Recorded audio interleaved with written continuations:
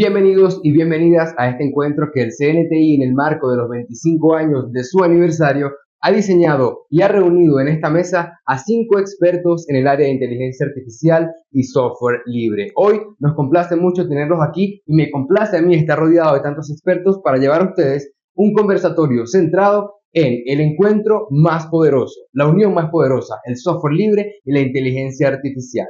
Voy a proceder a presentarlos a cada uno de ellos y luego vamos a desarrollar los temas que hemos planificado para traerlos a ustedes en este conversatorio durante más de una hora y vamos a conocer todos los avances, las opiniones y los puntos de vista alrededor de la inteligencia artificial y el software libre. Me complace presentar primero el doctor Andrés Anoja, doctor en informática de la Universidad Pierre Marie Curie de Francia, director de la Escuela de Computación de la Universidad Central de Venezuela y experto en ciencia de datos, algoritmos distribuidos y aplicaciones web. A mi derecha, Isabel Casino, socióloga con maestría en gestión en investigación y desarrollo de la Universidad Central de Venezuela, gerente de formación tecnológica del Centro Nacional de Tecnologías de Información y especialista en procesos tecnoeducativos y políticas educativas. A mi izquierda, Ángel Marrufo, ingeniero en informática de la Universidad Nacional Experimental de la Gran Caracas, jefe de la Oficina de Operaciones Canaima y desarrollador líder del proyecto Canaima GNU Linux por más de 5 años y conferencista en tecnologías de información libre. Doctora Josly Hernández, doctora en educación y magíster en ciencias de la computación de la Universidad Central de Venezuela, experta en entornos virtuales del aprendizaje, ética en inteligencia artificial y recursos educativos abiertos. Ronald Delgado, experto conocido internacional en desarrollo de aplicaciones con inteligencia artificial y ciencia de datos, licenciado en física computacional de la Universidad Central de Venezuela, con especialización en inteligencia artificial y actualmente director general de desarrollo y aplicaciones de inteligencia artificial del Viceministerio para el Desarrollo de las Tecnologías, la Información y la Comunicación del Ministerio de Ciencia y Tecnología. Ya conocemos el nivel, sabemos a dónde estamos entrando. Ahora, abramos el debate, expertos bajo la tutela y guión del doctor Andrés Anoja. Doctor, vamos a conversar y entraremos en tema sobre cuáles son las ramas de estudio que debemos considerar para entender la complejidad de la inteligencia artificial. Bienvenido. Bueno, muchas gracias. Muy complacido de estar aquí en este panel con gente tan valiosa y preparada. Y bueno, un tema que nos arropa y nos ocupa, ¿no? Que es la inteligencia artificial, ¿no? Yo creo que cuando hablamos de inteligencia artificial hay un concepto social, ¿no? Sobre lo que es la inteligencia artificial, bueno, toda la cuestión de los temores y todas las connotaciones que eso tiene a nivel de la gente. Sin embargo, desde el punto de vista tecnológico, hay que hacer la diferenciación de qué es lo que estamos hablando, ¿no? De qué IA estamos hablando. Cuando hablamos de inteligencia artificial, nosotros nos hacemos referencia o nos imaginamos, son máquinas, robots. Sin embargo, cuando hablamos de ese concepto, lo estamos haciendo principalmente. Es un juego de imitación. O sea, estamos imitando con máquinas o con equipos, ¿verdad? Lo que es la inteligencia humana. Principalmente, porque eso es lo que nosotros tratamos de hacer. ¿Okay? Entonces, podemos tener experiencia, procedimientos, información en general, datos. ¿Okay? Es lo principal que hacemos para imitar. Sin embargo, bueno, para todos conocido que eso está acotado por el conocimiento humano, entonces esos temores por ahora no se ha sido así, de que la inteligencia artificial va a tomar la sociedad. Queda claro que está acotada por el conocimiento humano. O sea, si nosotros queremos ir un paso más allá, sabemos que no solamente podemos imitar a lo que es la inteligencia humana, sino también puede haber inteligencia de otro tipo. O sea, es decir, podemos imitar a una ardilla, por ejemplo, ¿por qué no? O un perro, ¿ok? Aunque no, la pregunta, bueno, ya entramos en otra rama filosófica de que si son inteligentes o no, yo creo que sí. Creo que si tomamos la definición de inteligencia, que son capaces de resolver problemas y podemos hacerlo, ¿no? Entonces, ahí yo creo que queda claro que la inteligencia artificial se puede ser definida como un área, ¿no? Sin embargo, hoy en día cuando uno habla de inteligencia artificial, lo que se oye son las palabras que si ChatGPT, Gemini, DeepSeek, Copilot, entre otras aplicaciones, bueno, que quizás se puedan compartir luego en la pantalla, que son si bien son parte de la inteligencia artificial generativa, no representan en sí lo que es todas las disciplinas que te confluyen en esta área, ¿no? Sin embargo, en lo personal, yo doy mi definición, pero yo creo que también cada quien puede dar su propia definición. Hay muchísimas. La que más me gusta a mí es la de pensar que la inteligencia artificial es un campo de la informática que se centra en la creación de máquinas y programas capaces de realizar tareas que hasta ahora requerían inteligencia humana. Yo creo que ahí, bueno, por ejemplo, aprendizaje, razonamiento, percepción y lenguaje natural.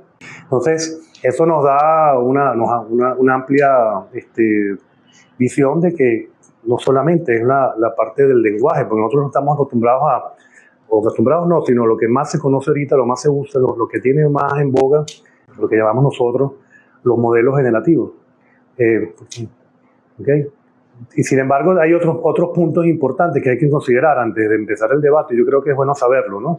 Que son, por ejemplo, que la IA tiene varias áreas, que son, por ejemplo, el aprendizaje automático, en el cual no solamente es escribir y que te den, no hacer prompts nada más, sino que hay un conjunto, hay que analizar el conjunto de datos, hay que aprender de los datos, ¿okay? Y esos datos son múltiples, o sea, se generan de diferentes fuentes.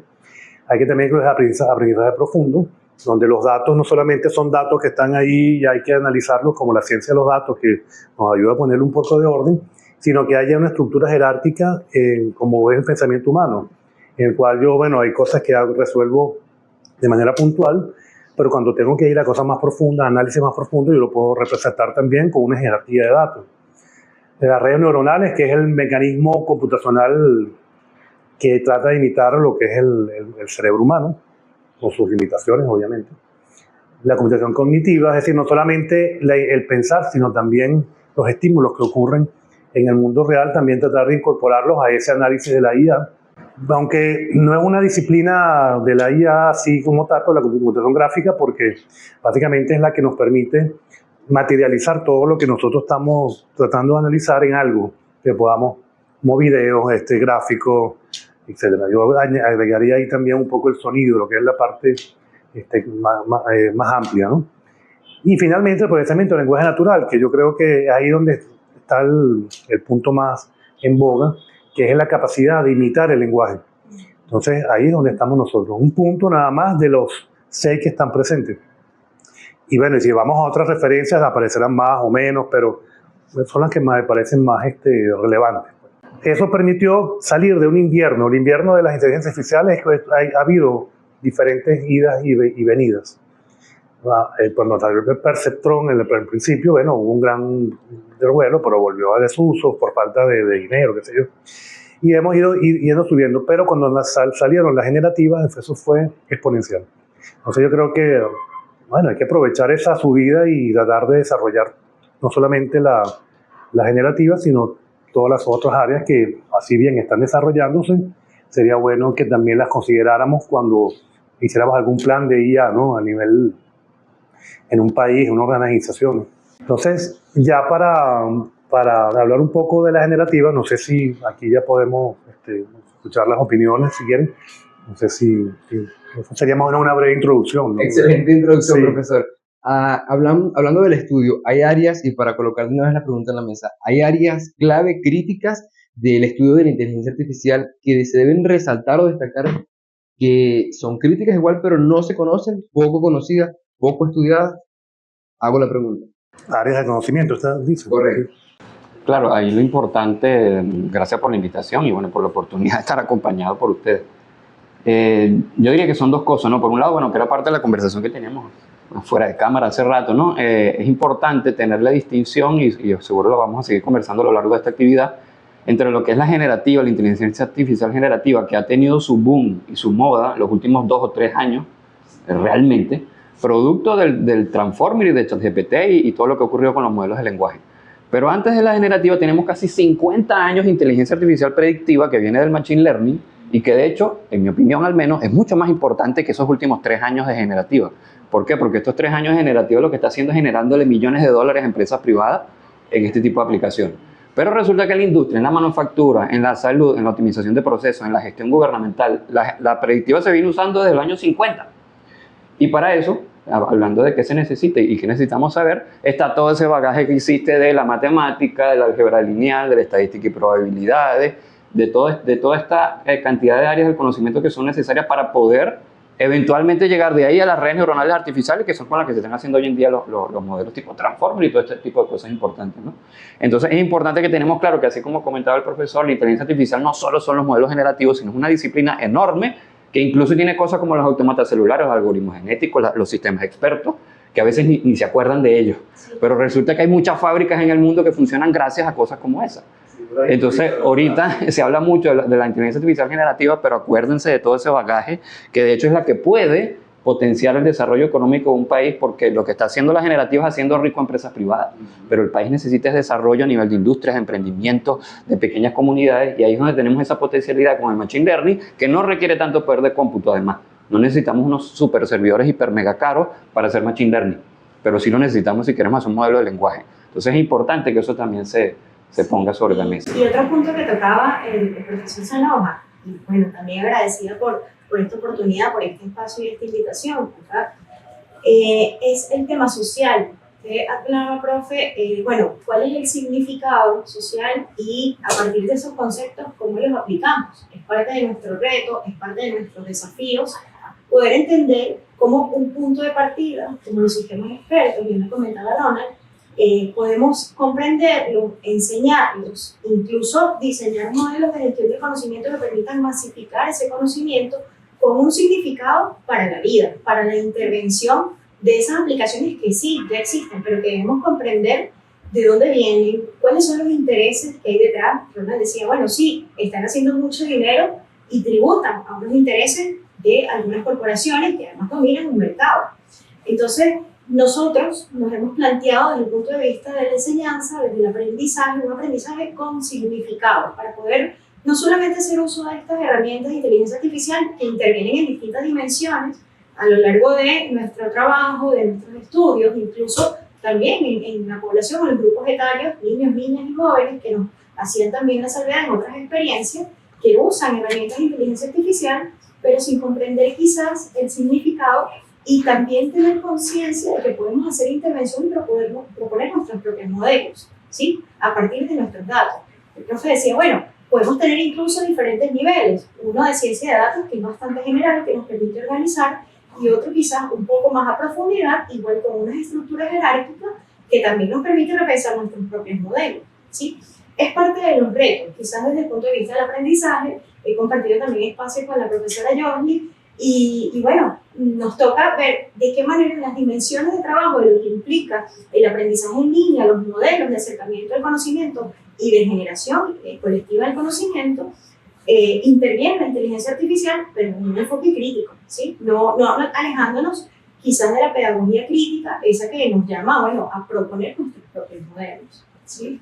Maravilloso. Profesora Yasli, sobre la integración del software libre en la formación en inteligencia artificial. Bueno, ante todo agradecida por la invitación, por el espacio y estar con expertos en todas estas áreas. Es fundamental cuando estamos en el proceso de formación, que bien es cierto, diferenciar los tipos de inteligencia artificial, ¿no? Porque ahorita realmente en el área de formación solo se habla de la inteligencia generativa. Entonces voy a generar una clase, voy a generar una actividad, voy a generar una tarea y se centra solamente en eso, ¿no? Y cuando hablamos de la inteligencia artificial en el ámbito de la formación, la UNESCO nos da tres grandes pilares. Aprendo con inteligencia artificial, desarrollo inteligencia artificial o uso la inteligencia artificial. Esos son tres áreas totalmente diferentes, para lo cual es importante la ética y el uso responsable de la IA. No es prohibir el uso de la inteligencia artificial en la información, porque realmente es una tecnología más dentro de los procesos de formación. Centrado en lo que comenta la profesora Isabel, es importante la pedagogía crítica, el pensamiento crítico, el análisis, la reflexión, este aprendizaje también significativo, pero eso amerita que tú repienses y enriquezcas el proceso de enseñanza y aprendizaje. Entonces allí la inteligencia artificial, porque estos últimos 3 años está de moda el ChatGPT, todo es ChatGPT o Claude o Gemini. Ajá, pero ¿qué hay antes de eso? Que se enriquecieron los procesos de enseñanza y aprendizaje con muchas tecnologías y también con inteligencia artificial, porque hasta los sistemas expertos también fueron utilizados o son utilizados en la formación. Entonces hay que distinguir para qué la usamos y cómo la usamos. y verlo desde el punto de vista ético, porque realmente cuando usas la inteligencia artificial tiene un enfoque muy limitado y muy preciso. ¿Para qué lo uso? Y ese para qué lo uso se tiene que traducir en que tienes que tener unas políticas que te permitan apropiarte de ese uso. Porque si no, vamos a un uso indiscriminado, a un uso opaco, a un uso de que cometo plagio, de que hago cosas que no debería emplear dentro del proceso de enseñanza-aprendizaje. Y entonces creo que puedo estudiar o puedo hacer todo con inteligencia artificial. Y está pasando, expertos de otras áreas que les dicen, bueno, mira, tienes que preparar un programa. No, yo hago el diseño instruccional con IA, ya lo tengo listo. No, pero es que tú tienes que reflexionar porque no todo lo que dice la IA es correcto. Y eso está de moda. No, yo sé hacer diseño instruccional. Pero tú estudiaste eso, no, la IA me lo dio, aquí está listo. Y en ningún momento tú reflexionas cuál es la respuesta que está dando la IA, porque también hay sesgos, hay muchos elementos que están propiamente en esas bases de conocimiento a las que a veces no tenemos acceso y que no podemos enriquecer con nuestros datos. Desafíos éticos. Totalmente. Correcto. Desde tu visión en el desarrollo de sistemas operativos, Ángel, bienvenido. ¿Cómo ves o nos muestras tu visión del abordaje de la inteligencia artificial y además para el estudio? Bueno, ante todo, muchas gracias a los compañeros que nos están viendo, muchas gracias por la invitación. Yo creo que el tema de la inteligencia artificial dentro del software libre, dentro de los sistemas operativos libres, yo diría que sirve más como una plataforma, ¿no? Por ejemplo, en el uso del sistema operativo Canaima, siempre nos preguntan por allí, ¿no? Por las redes, ¿cuándo vamos a aplicar inteligencia artificial dentro del sistema operativo Canaima? Nosotros, obviamente, aún no hemos tocado ese campo, es un campo muy complejo que requiere mucho estudio. Además es que, por supuesto, bueno, ya hay herramientas, ¿no? De modelos de aprendizaje, como por lo menos Gemini, ¿no? ChatGPT, y por allí había un usuario de la comunidad, un usuario, bueno, conocido en el Ministerio de Ciencia y Tecnología, Jonás Reyes, que él desarrolló una aplicación DeepRoot, que es precisamente esto, ¿no? Un aplicativo con un modelo de aprendizaje, en este caso basado en DeepSeek, que, bueno, él me comentaba que él medio entrenó esa inteligencia artificial precisamente para dar respuestas muy concretas. Él me da un ejemplo, o sea, si el usuario le preguntaba qué sistemas operativos libres hay, la inteligencia artificial le iba a responder Canaima, GNU Linux, ¿no? Entonces, es importantísimo, considero yo, ¿no?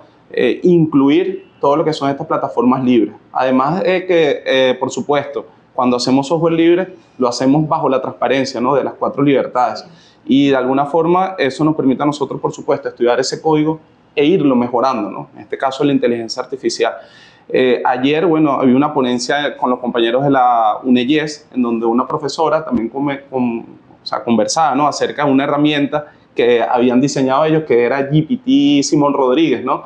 Que básicamente era un modelo de inteligencia artificial que tú le preguntabas cosas de la vida de Simón Rodríguez, de la vida de Simón Bolívar, ¿no? De Manuelita Sáenz. De hecho, ya colocó un ejemplo en donde se le preguntaba, ¿no? Por Manuelita Sáenz, que si él la había conocido, él le decía que no, pero que había escuchado de ella, que había leído de ella a través de las cartas.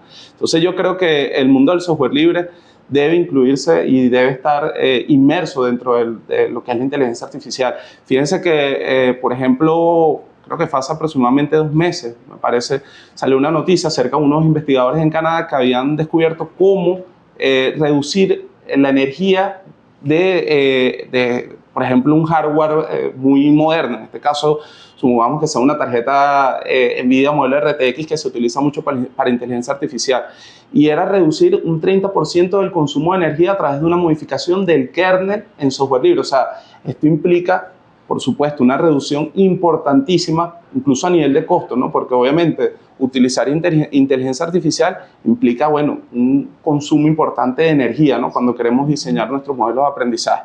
Entonces, el software libre, en este caso Canaima GNU Linux, debe ser una plataforma para apalancar todas esas herramientas y todos esos desarrollos que vaya a hacer la comunidad, que es muy importante para nosotros, que la comunidad se integre a lo que es el desarrollo de estas herramientas para seguir potenciándolas. Interesante todo lo que hasta ahora hemos conversado, todo lo que hasta ahora se ha puesto sobre la mesa, y nos abrimos hacia un segundo tema, un punto donde va a liderar Isabel Casino, y es, más allá de la implementación del estudio del conocimiento, los primeros pasos para formar o formarse en inteligencia artificial, en software libre, y esas recomendaciones para una carrera sólida de un profesional que apunta a grandes soluciones que aporten a esa parte social en inteligencia artificial y software libre. Sí, Víctor, justamente, bueno, yo tocaba un punto allí donde lo definíamos como un reto. En principio, y creo que la profe Yogi también se paseaba por las tres aristas sobre las cuales se soporta la perspectiva de la UNESCO en función de la inteligencia artificial y la perspectiva de la enseñanza-aprendizaje. Y ciertamente, nosotros tenemos que evaluar primero nuestros propios procesos formativos, cómo abordamos desde el punto de vista instruccional, con el enfoque, por supuesto, de la pedagogía crítica, y qué queremos que el usuario comprenda de la inteligencia artificial. El profesor se paseaba también por las distintas dimensiones, tipologías, categorizaciones. Nosotros hacemos un esfuerzo en identificar para qué vamos a enseñar un tema como la inteligencia artificial y cuáles son esas dimensiones que queremos nosotros que puedan intervenir en el modelo de gestión de conocimiento de construcción colectiva. Empezamos, por supuesto, por algunos procesos formativos bastante básicos. Ronald tocaba el tema, bueno, los sistemas expertos, sí. Una de las premisas fundamentales en las cuales nosotros tomamos como punto de partida es el desarrollo de actividades que contribuyan a las competencias y habilidades en la lógica computacional, ¿sí? En el pensamiento lógico. Comprender esas estructuras necesitamos sí o sí unas actividades que me permitan a mí reforzar, desarrollar, potenciar incluso esas habilidades para poder luego llegar a estos conceptos y poderlos comprender en su contexto. ¿Qué tenemos nosotros? Bueno, tenemos procesos formativos que van desde el nivel muy básico, en alguna introducción al lenguaje de programación como Python, que por cierto es uno de los más demandados, desde el Centro Nacional de Tecnologías de Información, pasando por los cursos de sistemas expertos, ¿sí? La parte de la construcción y desarrollo de prompts efectivos, donde particularmente en este proceso formativo nosotros hacemos énfasis en el orden gramatical sobre el cual vamos a interactuar con la aplicación, independientemente de cuál se escoja. Porque a nivel de estudio, de investigación, incluso los propios estudiantes jóvenes, niños, niñas, les cuesta un poco diseñar sus propios modelos de interacción con la inteligencia artificial. Y cuando obtienen el resultado para sus tareas, para sus actividades, incluso desde el punto de vista de la parte universitaria, resulta que no, la inteligencia artificial me dio esta estructura, además me caso con la información que se genera a partir de la aplicación y doy como sentado, quizás, o asumo como verdad toda esa información que está allí.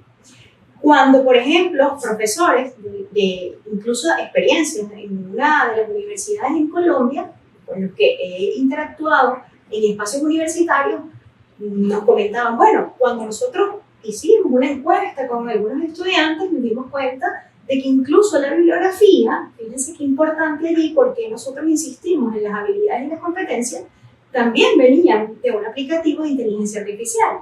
Y cuando se sometían a un aplicativo de inteligencia artificial para validar las fuentes bibliográficas, las fuentes no existían. Entonces, eso es importante, el enfoque crítico para nosotros es lo que más cuidamos cuando nos insertamos en los primeros pasos, en los primeros procesos formativos, para comprender el contexto, los sesgos algorítmicos, ¿sí? El enfoque político, los intereses que hay detrás. Y bueno, ciertamente la idea no es nada más, bueno, aquí están las herramientas de inteligencia artificial, vamos a usarlas, sino también, bueno, cómo podemos nosotros generar nuestros propios modelos. Y él lo decía antes, vamos a pensarlo en función de nuestros contextos, necesidades y todas las dimensiones sociales que eso implica. ¿Sí? Un poco... Sí, decir algo. Muy bien. Sí, no, es muy interesante eso que tú dices, el aspecto social yo creo que es clave, ¿no? Porque el impacto es innegable. Sí. Y bueno, eso va a cambiar un poco o afecta, no sé, o no sé cuál es el adjetivo a utilizar, ¿no? El verbo, pero sí va a tener un impacto fuerte o tiene un impacto fuerte. Es lo que dice al final, me llama la atención porque es necesario generar nuestro propio modelo, eso es claro. Pero entonces eso nos lleva a otra discusión. O sea, hemos hablado de las aplicaciones, pero no hemos hablado de los datos. Entonces, los datos básicamente es que lo que va a quedar, porque es como el conocimiento, ¿sabes? Uno puede pasar por la vida, pero te va quedando como el aprendizaje de la vida, ¿no? Sí. Bueno, aquí uno va entrenando modelos, pero lo que te quedan son los datos. Entonces ahí empieza la discusión. Creo que estamos hablando de software libre también. Debemos incluir también los datos abiertos, ¿no? Porque hasta qué punto podemos usar eso sin ningún problema. Pero si tú haces, por ejemplo, un entrenamiento de un modelo estratégico, por ejemplo, para cuestiones estratégicas de un país, ¿qué tan abierto tiene que ser? porque eso implica compartir, bueno, lo que es todas las leyes de la software libre, se aplican, esa es la pregunta, aplican a este tipo de datos. Por ejemplo, es claro que si estamos trabajando en una cuestión escolar, quizás compartirlo sea más bien lo correcto, para que todo el mundo lo tenga. Pero si tenemos un modelo generativo para cuestiones estratégicas de un país, vale la pena aplicar esas leyes. ¿Cómo? O sea, no sé, eso yo no tengo respuesta, ¿no? Por eso que lo dejo así al aire. Sí, sí. Sí, el tema de los datos es bastante complejo. Bueno, creo que Ronald también lo he tocado en algunos espacios que hemos compartido. No es tan sencillo, quizás, porque está pensado incluso desde el propio proceso de transformación digital de todas las estructuras. Sabemos que en las estructuras organizativas, instituciones, incluso en el mundo empresarial también se ve muchísimo, y es una de las mayores demandas también que tenemos nosotros a nivel de procesos formativos y de transferencia tecnológica. Y el punto de partida es interesante, ¿no? Porque el punto de partida es, tengo este montón de datos que además reposan en papel, en físico, no tienen una estructura lógica de codificación, no puedo ni siquiera hablar de metadatos, para poder incluso... Y cuando evaluamos cómo está construido ese quehacer, digamos, los autores como Nonaka o Takeuchi, en materia de las organizaciones, ese conocimiento tácito y explícito que está allí, desordenado, no registrado, pensar ahora en una estructura de datos es mucho más compleja. Y esa situación, ese contexto, se evidencia mucho en las instituciones. Entonces, creo que la tarea o el punto de partida es, bueno, ¿cómo optimizamos primero estos procesos? Y cómo rescatamos esa data a nivel de digitalización, de ordenamiento de datos y codificación. A nosotros nos ha pasado cuando replanteamos modelos de gestión del conocimiento y tenemos materiales, recursos educativos abiertos muy, muy valiosos, pero que ahora estas tendencias de gestionar el conocimiento, de ordenarlo y de mostrarlo, ¿sí?, a nivel jerárquico, nos indican que deben tener una codificación estándar para poder nosotros empezar a interactuar. Imagínense entonces pensar en un ecosistema digital. Es mucho más complejo, ¿sí? Porque partimos de la misma necesidad. Bueno, vamos a ordenar, vamos a clasificar, incorporar nomenclaturas y luego hablar entonces de datos, metadatos. Sí, pasa un poco por eso. Hay algo que quiero agregar relacionado precisamente con la formación, ¿no? Bueno, en función de lo que estamos conversando y muchas inquietudes que yo he tenido a lo largo de los años. Y yo siempre recuerdo una frase de Richard Feynman, conocidísimo físico, que él dijo en una oportunidad, lo que no puedo crear no lo entiendo, ¿no? Si nosotros queremos hacer estas cosas, si nosotros queremos desarrollar modelos, lo que sea, aplicarlos, necesitamos saber cómo funciona. Y saber cómo funciona pasa precisamente por la educación, por la formación, ¿no? Si nosotros nos vamos a la teoría básica de todo lo que es la inteligencia artificial, Machine Learning y Deep Learning está profundamente arraigado a las matemáticas, a la estadística y a las ciencias de la computación. Sobre la experiencia que yo he tenido dando cursos incluso específicos, teóricos y prácticos del tema, una de las cosas que me ha preocupado muchas veces es que, y me ha pasado con computistas, me ha pasado con ingenieros, en el momento en que tú le pones una ecuación matemática en el pizarrón y le dices que vamos a tener que resolver esto para poder construir un modelo, se ponen así y se asustan y les cuesta mucho. Y la academia tiene mucha responsabilidad en eso, ¿no? Y no solo la academia, sino la escuela también. Si nosotros queremos desarrollar un modelo y tienes que explicarle el algoritmo de retropropagación a partir del método del descenso del gradiente, esos son derivadas parciales, o si quieres explicarle cómo funciona el transformer, entonces tienes que mostrarle las matrices estas horrorosas que se multiplican entre ellas. Y entonces se ponen así y cuando además tienen que entender la matemática, pero tienen que llevar eso un código que funcione, he visto que hay mucho, a veces hasta miedo cuando se consiguen con eso, ¿no? Entonces hay una responsabilidad en la parte de la formación porque es necesario que ese miedo se pierda.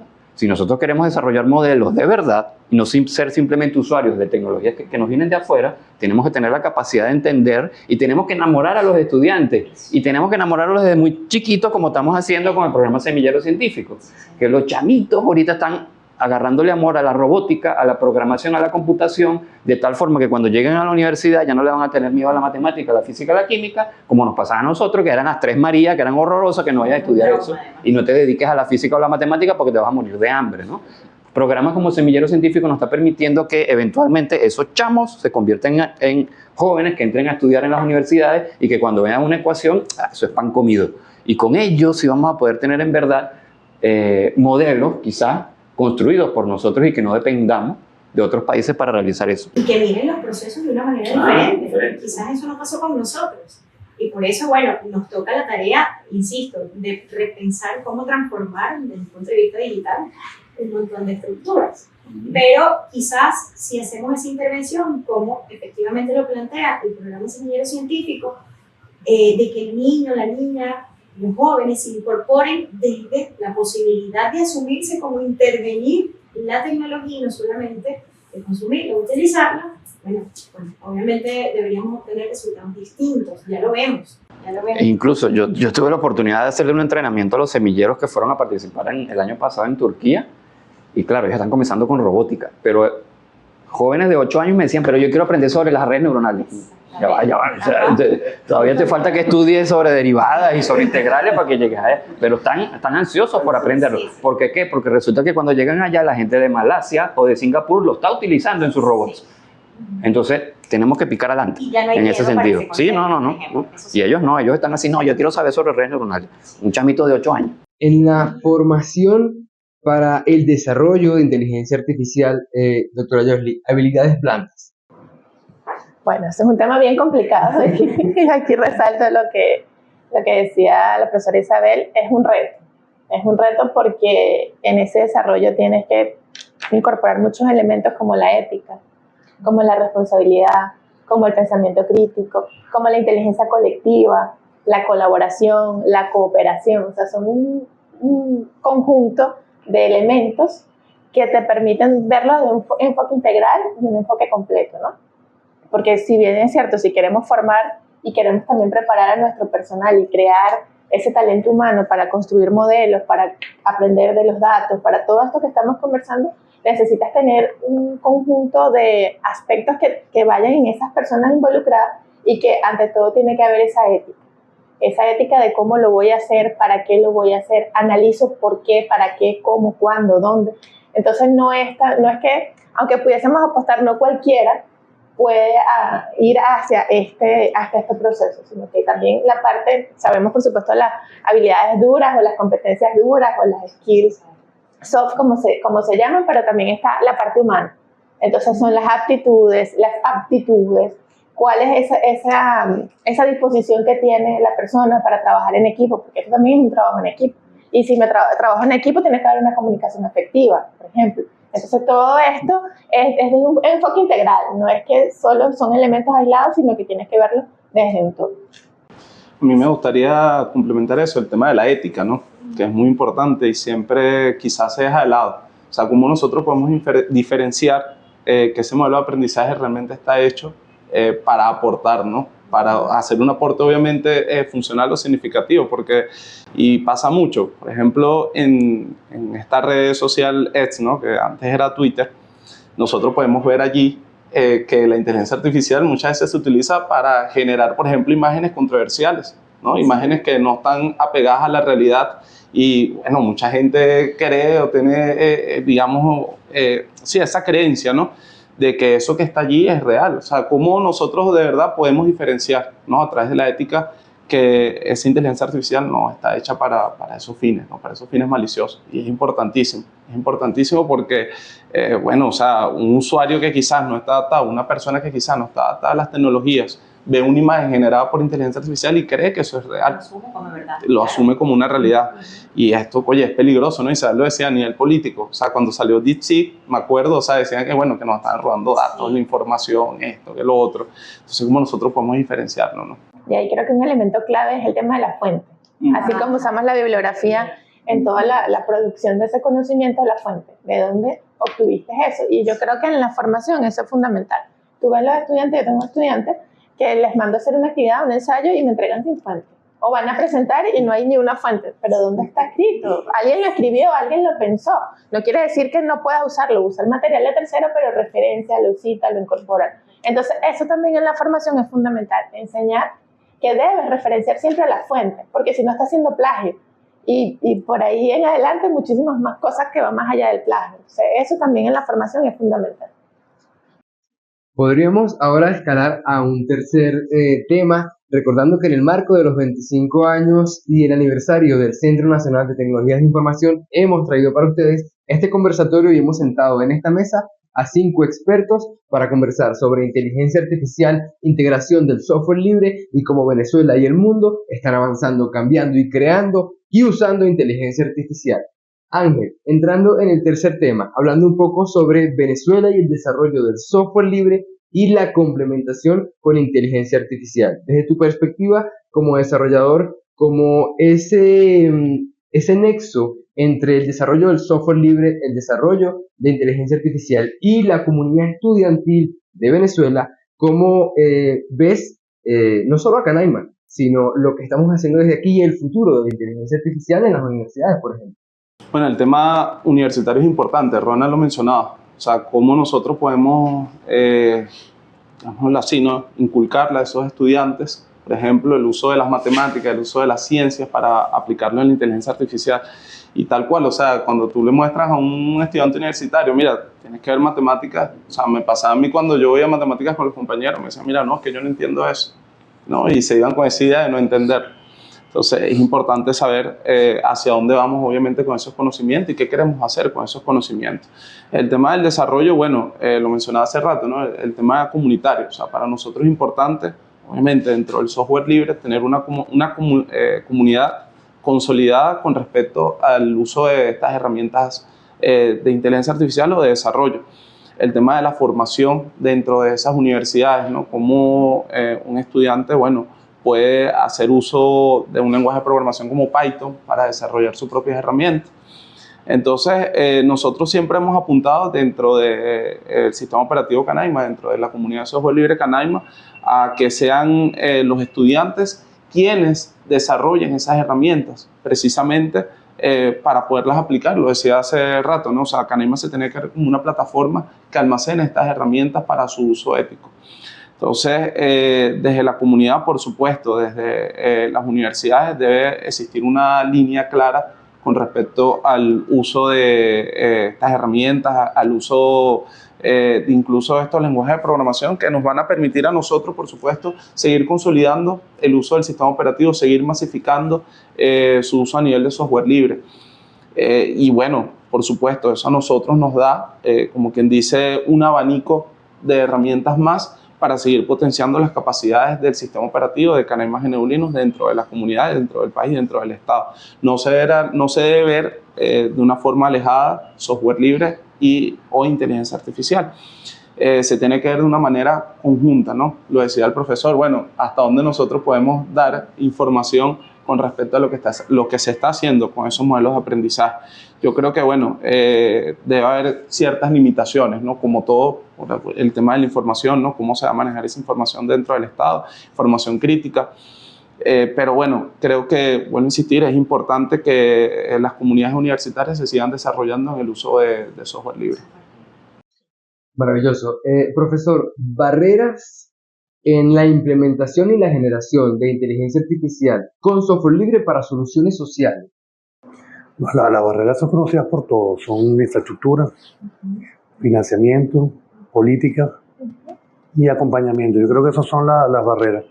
Cuando hay voluntad, todo se puede, pero cuando hay voluntad puede ser que te falte el presupuesto. Y si tienes el presupuesto, si no tienes los equipos, entonces es como si no los tuviese, ¿no? Bueno, de hecho lo vimos con DeepSeek. DeepSeek ellos buscaron la manera y hicieron con unas estrategias, vamos a resumirlo de esa manera, salvar esa distancia, ¿no? Que separaban el de tener un modelo u otro. Lo lograron. No tengo detalles de cómo lo lograron, pero lo hicieron. O sea, buscaron su estrategia, ¿no? Pero no todo, ese no es el caso de todos. Yo creo que China, a todos es claro que no tiene ningún problema con tecnología, no tiene ningún problema pero lo que le faltaban eran los datos. O sea, lo más fundamental son los datos. Si no tenemos acceso a los datos para entrenar un modelo, puedes tener un data center, puedes tener dinero, puedes tener voluntad, puedes tener todo, pero no. Entonces, eso tiene que ir acompañado de políticas de preparación de datos y de selección de datos. ¿Qué quieres tú realmente? Entonces, ahí ves que otra de las limitaciones que uno tiene es la concepción, ¿no? Tú puedes pensar, vamos a hacer un modelo nacional, ¿no? Entonces, claro, eso puede funcionar, pero tiene sus limitaciones también. Entonces, o podemos hacer cosas más especializadas. Entonces, ahí, si lo ves desde ese punto de vista, vas reduciendo el riesgo y reduciendo las barreras, ¿no? Cuando todo es positivo y va en la misma dirección, sale bien, pero cuando alguna de esas cosas te falta, bueno, tienes que tomar en consideración que no, bueno, son cosas grandes, pero no te falta que falte. Profe, y yo creo que en esas limitaciones, quizás, o bueno, parte de nuestros retos de buscar las estrategias para saltar o vencer esas barreras, también está el tema cultural. Es una de los eslabones, sí. Es más difícil de trabajar cuando hay procesos donde interviene la tecnología, y sí, como todo en la vida, bueno, tiene sus pros y sus contras, como todo proceso, ¿no? Entonces creo que el tema cultural también hay que trabajarlo muy de manera menuda. Sí, quizás la profe Jordi también tiene, porque se vincula con el tema ético, sí, va de la mano con el tema ético, un tema asociado a asumir la tecnología como algo que optimiza procesos, pero no va desde el punto de vista ético. Entonces, ¿qué debo publicar? ¿Qué no debo publicar? ¿Cómo fue el tratamiento del dato? Porque eso es importante también. Tenemos indicadores que pueden tener un margen de error bastante elevado. Y entonces, bueno, pasa por una publicación de una imagen con algunas estadísticas, lo hemos visto en las redes sociales, y resulta que eso no es toda la verdad, o la verdad contada a medias. ¿Sí? Entonces, eso puede afectar incluso a nivel de proyección de un modelo completo de gestión de información. ¿Sí? Nos da resultados errados, no se puede ocurrir. Claro. Por ejemplo, eso lo de los resultados errados, ¿no? Yo he visto mucho lo que es la telemedicina, ¿no? Y que hay bots de inteligencia artificial que le da un diagnóstico a la persona cuando está enferma, pero o sea, ¿qué tan real es ese diagnóstico, ¿no? ¿Qué tan real es que esa información que está allí, bueno, realmente es esa enfermedad que tiene esa persona que está consultando? Entonces, hay que ver, creo yo, bueno, utilizarla de manera ética la inteligencia artificial en estos casos y ver hasta dónde puede intervenir, ¿no? Porque no todo puede ser intervención de una máquina, por decirlo así. También debe existir la intervención humana. Por eso es importante allí humanizar la tecnología, porque realmente la tecnología es un medio y es neutralmente pedagógica, neutralmente estratégica, porque según tu estrategia, tu propósito, tú defines cómo vas a usar la tecnología. Pero entonces hay que incorporarle ese aspecto humano que se ha perdido muchísimo. Es importante también en el caso de los principios éticos, uno de los principios éticos fundamentales de la inteligencia artificial también es la rendición de cuentas, la responsabilidad del desarrollador frente a lo que está haciendo, ¿no? Y que muchas veces, dependiendo de los intereses de los desarrolladores o los que están detrás de los desarrolladores, no les importa porque les puede afectar el bolsillo. Pero, por ejemplo, si hablamos de medicina y es un desarrollador que está haciendo un sistema para detección de cáncer en imágenes, por ejemplo, el desarrollador debería decirte, mira, mi sistema tiene un 98% de precisión y debería darte tu matriz de confusión y debería dar toda esa información para que por lo menos el cliente o el que vaya a comprar la máquina o el que lo vaya a utilizar lo sepa. Pero muchas veces ocurre que no, te lo venden como una maravilla, esta máquina es perfecta con inteligencia artificial. Ajá, pero ¿y la parte técnica dónde está? ¿Cómo son los estudios? ¿Cuál es la precisión que obtuvieron? Y si ocurre algo, entonces ¿quién es responsable de ese mal diagnóstico? ¿Es responsable el médico o es responsable el desarrollador o es responsable el presidente de la compañía o es responsable el científico que hizo el modelo, que de repente es un señor que está por allá en Rusia? Entonces también es importante todo lo que tiene que ver con responsabilidad y rendición de cuentas y que se señale bien quiénes son los responsables dentro de todo ese ciclo, porque también está, por supuesto, el usuario tiene una responsabilidad, pero también el desarrollador, pero también el que está detrás del desarrollador, ¿no? Entonces es bien complejo el asunto también ético. Y es importante que se ponga sobre la mesa también todo eso. Qué bueno que lo mencionas, Ronald. ¿Podrías hablarnos un poco más también sobre aplicación de desarrollos donde ha sido tangible alguna solución social o ha sido cantada alguna victoria en torno a la aplicación de inteligencia artificial? Claro, lo que pasa es que, bueno, como les comentaba, ¿no? Existe todo ese hype que tenemos hoy en día, toda la moda que está alrededor de los modelos generativos, en su mayoría por empresas privadas. Y los vemos, los vemos en el día a día porque son los que más están cerca de nosotros, todas estas cosas que hacemos en el día a día, las personas de a pie, ¿no? Sin embargo, tenemos experiencias, o se sabe de experiencias, aunque quizás en Venezuela no son tan específicas, en donde, por ejemplo, se está utilizando la inteligencia artificial, sobre todo los sistemas de recomendación, Es una técnica clásica que se utiliza mucho para marketing, por ejemplo, también para hacer dinero, pero que tú la puedes utilizar en la educación. Entonces tú puedes tener una plataforma de educación en donde vas a tener un usuario que va a interactuar con una herramienta educativa. Entonces, por ejemplo, tiene tu curso. Entonces tu curso está compuesto por una serie de módulos que tiene sus videos y tiene sus documentos. Y de repente hay un usuario que está viendo un tema, está viendo un video y lo detuvo y lo echó para atrás, lo volvió a ver, lo echó para atrás, lo volvió a ver, y eso quiere decir que algo está pasando con esa clase. Si tú eres capaz de captar esa información y a partir de un algoritmo decirme, mira, por alguna razón este usuario se está quedando en esta clase, no está entendiendo, ya sea porque no la entiende o ya sea porque está mal explicada. Y haciendo, así como las empresas tipo Spotify o Netflix analizan tu comportamiento para venderte y engancharte en la herramienta, tú pudieses utilizar ese análisis para enseñar mejor en esa herramienta.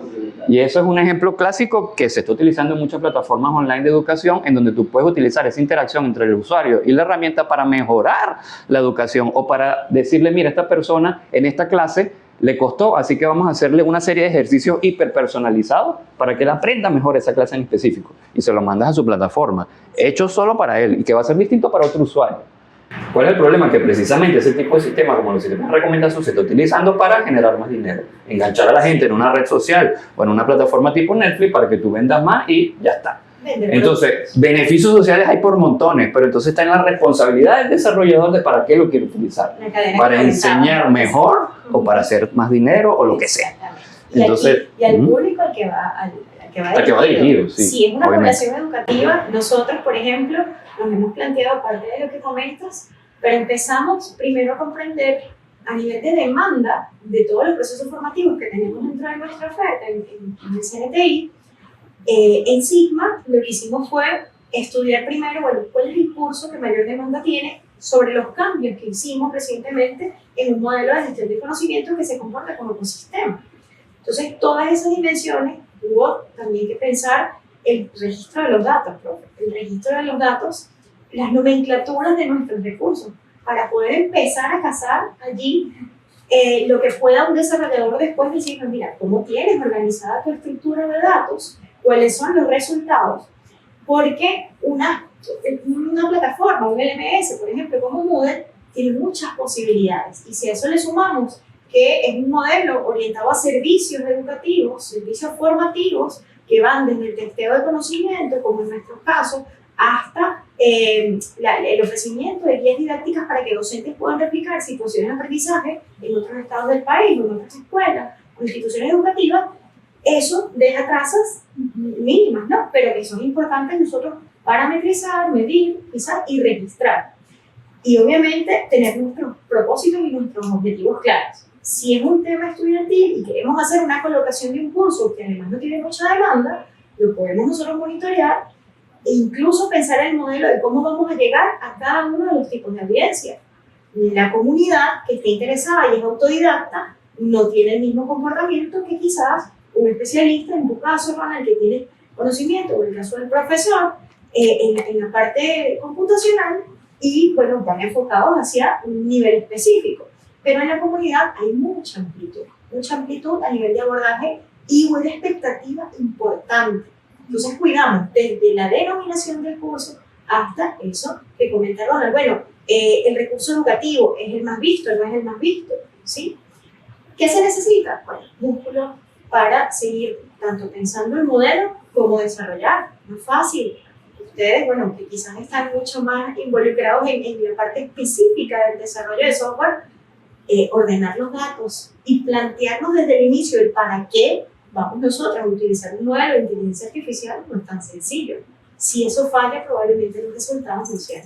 Ahora fíjate, hablando de casos de éxito social, y entonces algo interesante que se cruza también con lo ético, pero que también se cruza con el tabú, pero que también se cruza con los miedos. Aunque en Venezuela no lo estamos usando como deberíamos, a nivel mundial los sistemas de reconocimiento facial son extremadamente útiles para la seguridad ciudadana, para los pagos, para las finanzas, etcétera, etcétera. Sin embargo, sabemos al mismo tiempo los riesgos éticos, las implicaciones que tiene el hecho de que te vigilen o no, o que estén pendientes de tus datos biométricos en este caso, ¿no? En otros países del mundo lo utilizan de las mil maravillas y también culturalmente no les importa. Me están vigilando con cámara. Bueno, para ellos no es vigilancia, eso es seguridad ciudadana. Puedo pagar con el rostro, puedo entrar a mi casa o mi oficina.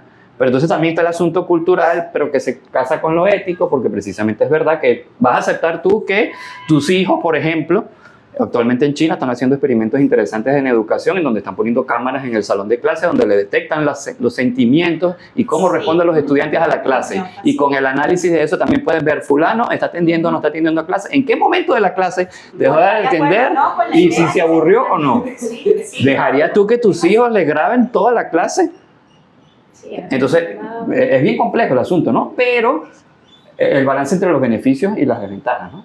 O la interpretación de esas expresiones fáciles. O también la seguridad de la información, porque es verdad que también te pueden hackear, te pueden atacar ese sistema y ahí comienzan más problemas todavía. Sí. En la parte de los LMS, lo que tú comentas de reconocimiento facial, por ejemplo, en el caso de Moodle, ya eso está. Sí. Y eso está para que tú hagas ese reconocimiento facial cuando participes en una actividad, cuando realices un examen. Entonces ya tú puedes de alguna manera, llamemos entre comillas, garantizar que quien está respondiendo es la persona que se está formando.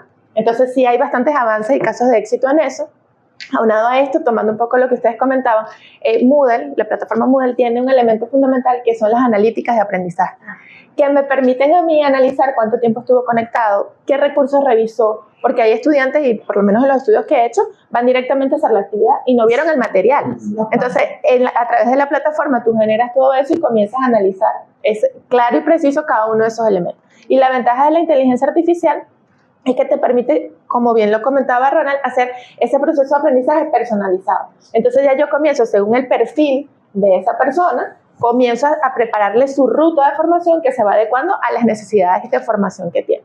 Entonces, en la parte educativa, y bueno, por lo menos Moodle es código abierto, que también tiene la posibilidad de ir creciendo. Ahorita nosotros en la universidad estamos desarrollando unos agentes pedagógicos virtuales, agentes pedagógicos inteligentes que van a estar dentro del campus virtual de la UCB, un poco para acompañar y para formar. Entonces, esta posibilidad del software libre te permite enriquecer, pero por supuesto con la ética, con la responsabilidad, con la propiedad intelectual, con todo lo que implica este proceso. Pero hay muchos datos, y bien como ya lo han comentado y lo comentaba el profesor, datos que tenemos allí, pero que tenemos que empezar a ver cómo lo analizamos y qué enfoque podemos tomar para enriquecer, en este caso, el proceso de enseñanza-aprendizaje. Ya estamos dentro del cuarto tema, que es precisamente esos puntos álgidos de la ética, dentro del uso, aplicación y generación de inteligencia artificial. Hay una pregunta, y ya usted la sumaba, profesora, respecto al uso de tecnologías libres o privativas y el riesgo que hay en la obtención de todos esos datos que están entrando a esa inteligencia artificial. Ahora, políticas públicas, recomendaciones sociales o ese aspecto de cómo garantizar o perpetuar la seguridad no solo para la construcción de inteligencia artificial, sino del uso de la misma. Bueno, desde la parte ética, tanto en el desarrollo como en la aplicación, por supuesto, lo que es el uso, hay que analizar 3 elementos claves, ¿no? Para ir hacia poder apostar a un modelo libre, y tiene que ver con la transparencia, con la accesibilidad y la equidad. Sobre esto, debe basarse esa postura ética en la cual nosotros podemos trabajar con la inclusión, con el desarrollo sostenible y con la justicia en el acceso a eso, ¿no? Entonces, cuando hablamos de la transparencia y la responsabilidad, ya bien lo comentaba Ronald, tenemos que hacer auditoría a ese código, tenemos que ver quién es el responsable, qué es lo que están haciendo, cuál es el aporte. Y entonces, cuando nosotros estamos con un modelo libre, la comunidad científica y todos los desarrolladores y todos los actores deben ahí auditar, detectar sesgos, ver cómo podemos mejorar el algoritmo, cómo podemos enriquecerlo. Pero a su vez también, como bien lo decía Ronald, rendir cuentas. Yo debo entonces decir cómo está ese uso, si hay un uso opaco de la IA, cuál es el margen de error, qué es lo que de alguna manera sustenta, y otra vez volvemos a la fuente, a mi bibliografía, dónde yo me soporto para construir, porque no solamente en la formación es importante la bibliografía y la fuente, sino en todo lo que implica también ese desarrollo. Y esto, por supuesto, da confianza. Después, cuando hablamos del tema de la accesibilidad y de la equidad, tratamos, porque no vamos a poder romper todas las barreras, pero sí reducir, como bien lo decía el profesor Andrés, ¿no? Y aquí entonces tenemos la forma de tratar de reducir esas barreras y poder tener en estos modelos propiamente en las instituciones, en los investigadores, en pequeñas empresas, en instituciones públicas, donde nosotros podamos tener nuestro modelo, tenemos nuestros datos, entrenamos, aprendemos y podemos generar información importante, ¿no? Y convertir esos datos en conocimiento, que es lo que nosotros queremos. Y esto también lleva a la equidad, ¿no? Una distribución equitativa para que todos podamos aprovechar los beneficios que nos da la IA, porque realmente estamos en un monopolio de desarrollo tecnológico y como bien lo decían, son las grandes empresas entonces, ¿y cuáles son los fines de esas grandes empresas? Y otro elemento también importante es democratizar el acceso, que todos podamos tener ese acceso a la tecnología y evitando que haya un control sobre ese desarrollo, sino que más bien yo pueda tener ese desarrollo y esa aplicación. Por supuesto, esto implica muchas cosas como el tema de la seguridad y la ética, dónde están los datos, cómo lo vamos a utilizar. Es decir, hay todos unos elementos, pero con políticas y protocolos, tú de alguna manera puedes tratar de reducir esos riesgos. En la parte de la innovación tenemos que hablar de la colaboración. Esto es un trabajo que es colaborativo, entonces tienes una cooperación, cuando tú tienes esa apertura de ese código, entonces bueno, tú tienes un conjunto de personas que están cooperando, colaborando y construyendo, y ahí hay un aprendizaje compartido, porque por supuesto no encuentras la respuesta en el primer momento, sino que comienzas a nutrirte y a aprender en conjunto. Y por supuesto sabemos que la tecnología evoluciona rápidamente y entonces tenemos también que ir viendo cómo contribuimos en las mejoras. Y por supuesto también tener nuevas aplicaciones que vayan en los sectores que demanden, en los sectores que necesiten, y siempre es importante las necesidades que tenemos y en función de esas necesidades particulares que podamos tener. Entonces, cuando hablamos del software libre e inteligencia artificial, primero es la transparencia de cómo funciona, ¿okay? Y cómo auditas esos algoritmos, porque sabemos que hay un sesgo, el cual es difícil de reducir ese sesgo, y eso, al tú tener la posibilidad de estos modelos abiertos, puedes auditar. Y esto no quiere decir que voy a garantizar que no haya o que va a funcionar perfecto, pero hay esa posibilidad de incorporarte, de ser parte de nutrirlo, y por supuesto la soberanía tecnológica, donde entonces ya tú empiezas a trabajar con el tema de las soluciones sin licencias costosas, pero también tienes que tomar en cuenta la propiedad intelectual y cómo yo voy a trabajar entonces con licencias abiertas, cómo esos datos van a estar allí, es decir, todos estos elementos que me van hacia la seguridad, ya que yo debo hacer entonces revisiones, pruebas, auditorías para tratar de ir en pro de eso. Por supuesto no es un escenario fácil ni sencillo, pero es algo que se puede trabajar. Pero entonces cuando tú estás en esto, del desarrollo y la aplicación, tienes que ir con garantías éticas. Y esas garantías éticas van a la transparencia clave. Tienes que tener la posibilidad de que puedas interpretar esos modelos, puedas auditarlos, puedas conocer qué está pasando, de que puedas también reducir esos sesgos algorítmicos que están presentes allí, el acceso democrático, esa soberanía sobre esa tecnología y trabajar con la parte sostenible, ¿no? Porque debemos tener un desarrollo sostenible de la inteligencia artificial. Por último, no menos importante, todo esto implica ese compromiso ético y ese compromiso ético de todos esos actores que involucran. Y por supuesto estamos inmersos en que la inteligencia artificial está redefiniendo la manera en que nos comunicamos, que actuamos, cómo está la sociedad, ¿no? Y esto entonces tenemos que ver cómo el software libre es una oportunidad de poder construir algo más equitativo, con más acceso, por supuesto con sus limitaciones y con su de alguna manera su contexto bien particular, donde trabajes con la transparencia, con la soberanía, con todos estos elementos. Y por supuesto, si nosotros queremos que desde el punto de vista social, como ya lo hemos comentado muchísimo, desde el punto cultural, la inteligencia artificial apoye o beneficie a la humanidad, tenemos que ir en pro de eso, ¿no? Y esto lleva a que podamos trabajar accesible, auditable, seguro y abierto. Y por supuesto, la tecnología debe ser humanizada y también cuando yo selecciono la tecnología, debo ir hacia ese compromiso con el desarrollo sostenible. Fíjate que hablando de software libre, el movimiento open source y la inteligencia artificial, el tema no viene sin su ironía al mismo tiempo. ¿Por qué lo digo? Porque fíjate que tú tienes ChatGPT, probablemente la inteligencia artificial más poderosa y más popular que existe ahorita en el mundo, desarrollada por OpenAI, o Gemini, desarrollada por Google. La manera a la que podemos acceder a ella, si es que nos dejan acceder a ella, como es el caso de ChatGPT, es a través de su página web o a través de la API, pero pagando porque son modelos cerrados, ¿no? Son modelos que tienen licencia. Del mismo modo que con Gemini, por ejemplo, si quieres acceder a ella por la página web o por la API, gratuito hasta cierto punto, ¿no? Irónicamente, las dos librerías más populares en el mundo para hacer redes neuronales artificiales son TensorFlow y PyTorch, que son ambas de open source, ¿no? Y es muy probable que ChatGPT haya sido programado en PyTorch. Seguro. O que la inferencia se haga con TensorFlow, ¿no? Entonces, y es muy probable que la infraestructura en la que corre ChatGPT sean puros servidores con Linux, ¿no? Sin embargo, ellos se están haciendo millonarios todos los días con sus servicios bajo licencia, ¿no? Pero por otro lado tienes empresas como Mistral, por ejemplo, o como la misma DeepSeek, en donde ellos te ofrecen el modelo en principio abierto, ¿no? Ellos por lo menos te permiten que tú descargues el modelo, lo puedes correr local, puedes hacer inferencia, ellos te lo venden como open source, pero eso realmente no es open source. ¿Por qué? Porque tú no tienes el código fuente de DeepSeek. Lo que puedes hacer es inferencia con el modelo. No tienes los datos de entrenamiento tampoco, ¿no? Igual pasa con Mistral. Entonces comentaba el profesor, ¿hasta qué punto ese open source es realmente open source? Porque si fuera realmente open source, yo debería tener acceso al código fuente. Y yo debería poder los datos. Modificarlo, reentrenarlo, cosa que no podemos hacer, y los datos de entrenamiento y para poder auditarlo y para poder ver cómo lo entrenaron y para saber si en verdad es transparente, ético, etcétera, etcétera. Sí. Entonces, esa cuestión del movimiento open y que si es realmente open, hay que ponerla también sobre la mesa, hay que discutirla. Y más aún cuando tenemos, por ejemplo, librerías como Scikit-Learn, que es quizás la librería más popular para hacer Machine Learning en el mundo, y esa sí en verdad es open source, y hay un montón de cosas que se pueden hacer con ella de una manera que sí es verdaderamente abierta, ¿no? Frente a este tipo de iniciativas más de modelos de lenguaje. Entonces, es interesante cómo realmente entonces ese software libre es realmente software libre en este contexto. Y si no lo es, debería también, porque entonces está el asunto de que si le dejamos el código fuente completico de algo tipo ChatGPT, entonces salen también esos asuntos éticos típicos de que, bueno, este código le puede llegar entonces a los talibanes, entonces como los talibanes son malos, van a acabar el mundo con ellos, pero realmente tienen infraestructura para hacerlo. Entonces es interesante, ¿no? El asunto de hasta qué punto eso open tiene que ser open, y cómo se conciben las dos cosas, tanto para el desarrollo, pero también para la protección de los datos, la propiedad intelectual. La gente también tiene derecho a tener propiedad sobre ese desarrollo que hace, o si tiene un emprendimiento basado en.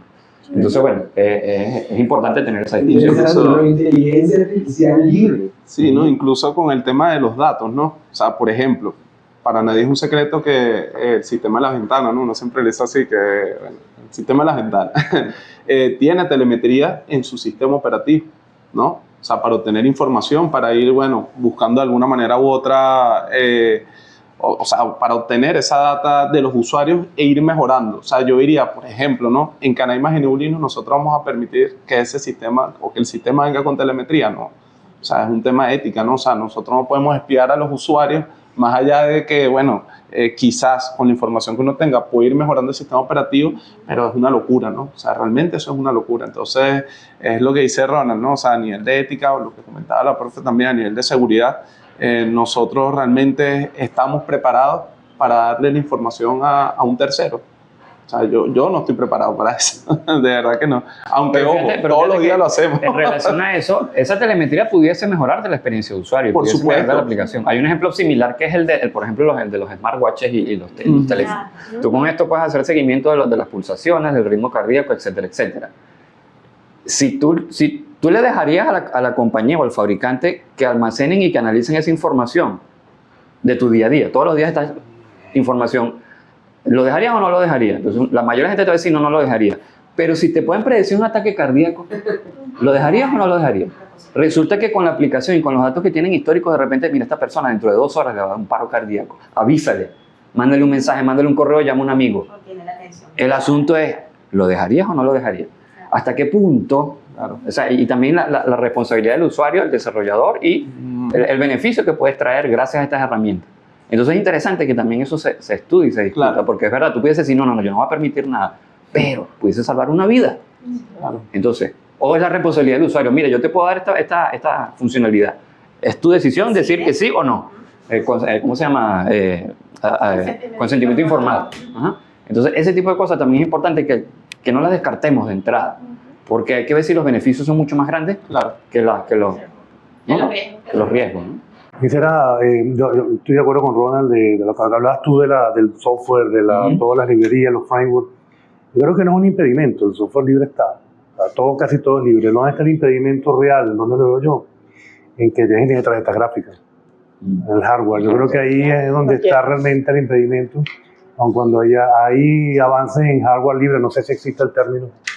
No sé si las FPGA pueden ser consideradas como, no sé, no es mi área, ¿no? Pero yo lo que veo es que el software libre está. O sea, el software libre está y no es un impedimento. La libertad está. Podemos generar modelos, los datos, las limitaciones las podemos nosotros, pero tenemos una limitación real que es esa. Bueno, y por eso es que DeepSeek no salió antes. Exactamente. Entonces, bueno, eso es algo a considerar. Estoy de acuerdo contigo.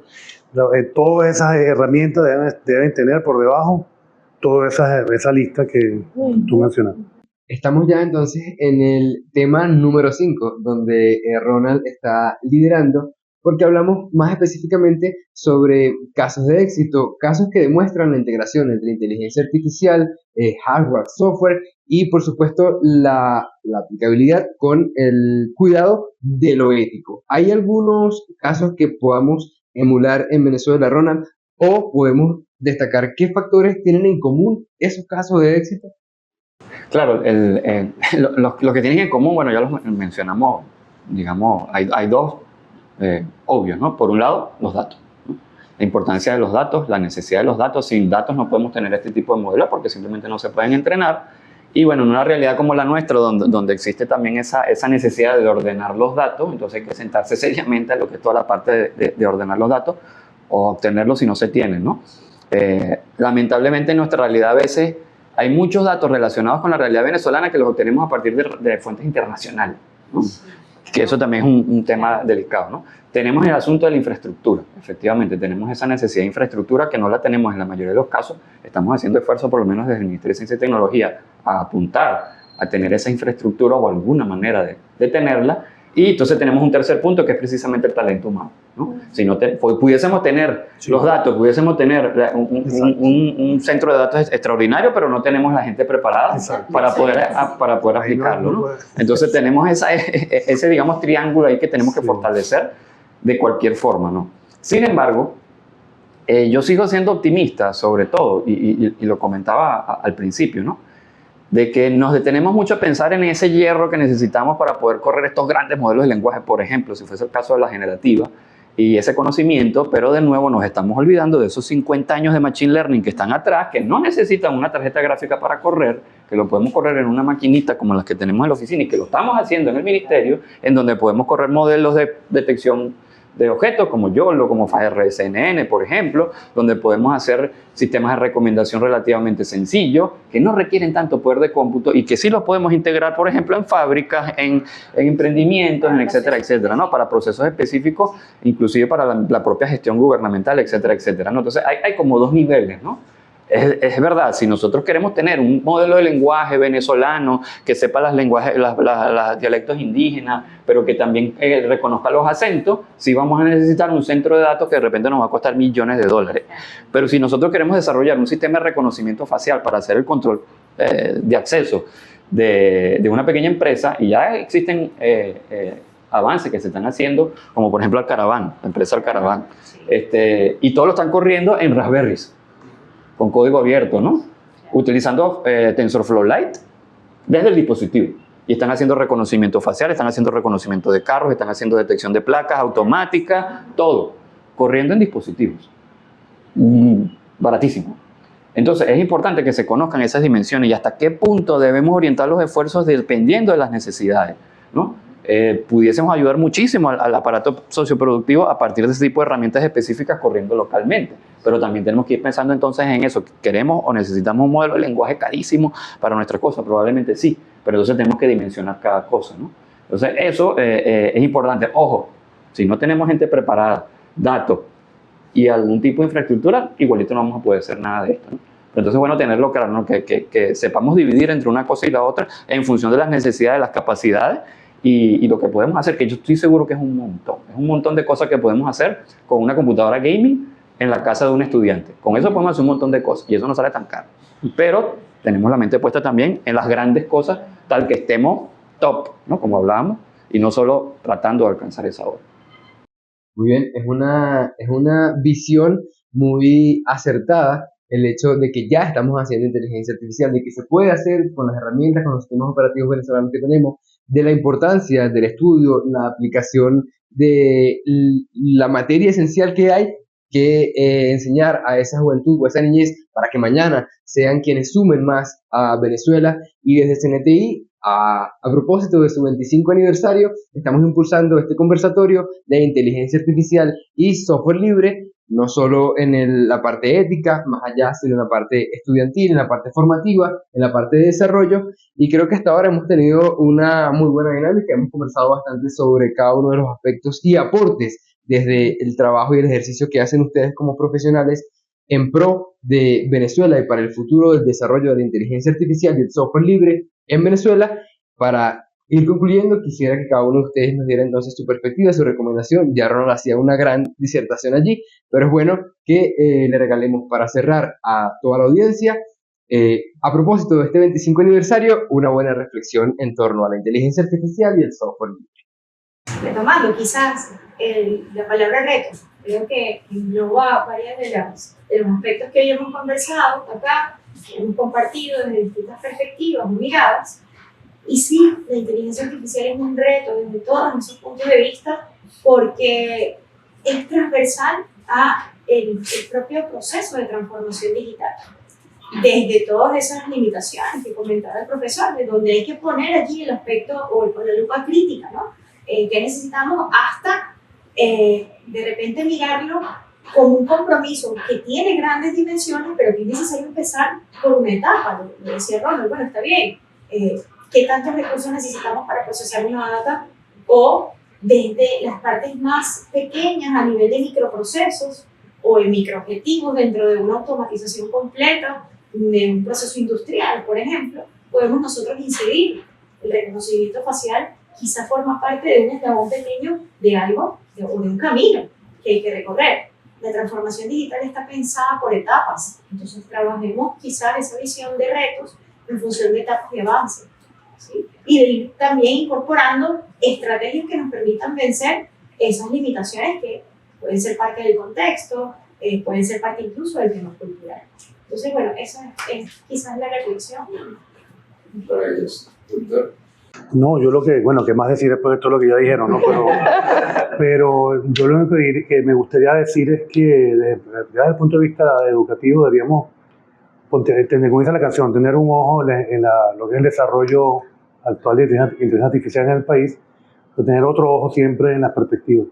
Nosotros no tenemos que esperar que nos lleguen las cosas para poder actuar, ¿no? Sino tenemos que tratar de adelantarnos un poco, y eso es un rol también de la investigación, yo creo. La responsabilidad de nosotros como investigadores, hasta proponer no sé, posibles escenarios que puedan ocurrir en el mundo y tratar de montarnos en ellos. Entonces, bueno, no abandonar las dos, pues. Yo creo que eso es Yo aportaría todo eso como conclusión, que tenemos que pensar la inteligencia artificial como transversal en el currículum. Así como está la matemática, está la física, tiene que ser transversal, para comenzar desde pequeños en la formación y, por supuesto, ir desarrollando sus capacidades. También llevaría esto a que debe haber una formación integral desde el punto de vista ético con compromiso y responsabilidad, pero también la formación hacia el uso y hacia el desarrollo. Y eso debe partir también desde la humanización de la inteligencia artificial. Sería interesante seguir formándonos en el uso de estas herramientas, incentivar a los estudiantes, ¿no? Que son el futuro del país, a aprender cómo funcionan, a aprender de dónde vienen estas herramientas para aplicarlas a futuro. Y bueno, en este caso, Canaima Geneulino, se lo digo a la comunidad, ¿no? En algún momento nosotros también vamos a apuntar hacia el uso de inteligencia artificial dentro del sistema operativo, que es importantísimo. Es importante adaptarnos a estas nuevas tecnologías, no quedarnos atrás, porque esto implica que, primero sigamos desarrollando nuestras propias tecnologías, ¿no? Que es importantísimo, el tema de soberanía, el tema de seguridad, que eso no podemos dejarlo de lado. Y segundo, hacerle ver a las personas, ¿no? A la comunidad, de que tenemos un sistema robusto que es capaz de adaptarse a estos cambios. Ahí, yo solo quiero decir dos cosas, ¿no?